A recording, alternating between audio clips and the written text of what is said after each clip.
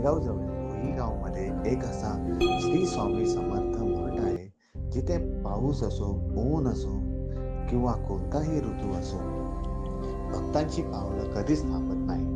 पण या मठात असं काय आहे जे हजारो लोकांना पुन्हा पुन्हा इथे खेचून आणतं? आज आपण जाणून घेणार आहोत नायगाव जवळील भुई गावच्या श्री स्वामी समर्थ मठाची खरी कहाणी. मित्रांनो, अनेकांना वाटतं हा मठ शेकडो वर्षापासून अस्तित्वात आहे, पण ही गोष्ट फार कमी लोकांना माहीत आहे की या मठाची स्थापना 12 फेब्रुवारी 2008 साली झाली. आता प्रश्न पडतो, एवढ्या कमी काळात हा मठ इतका प्रसिद्ध कसा झाला? या मागचं कारण कोणताही चमत्कार नसून श्रद्धा, सेवा आणि भक्तांचा विश्वास आहे.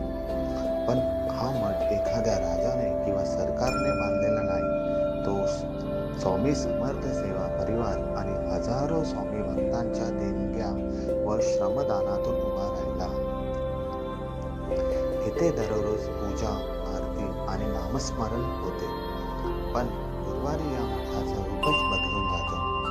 पहाटेपासून रात्रीपर्यंत दर्शनासाठी भक्तांची मोठी गर्दी असते. या मठातील पादुका आणि स्वामींची मूर्ती भक्तांसाठी अत्यंत पूजनीय आहे. मात्र एक गोष्ट, त्या स्वामींच्या चरणांचे प्रतीक म्हणून येथे प्रतिष्ठापित करण्यात आल्या आहेत.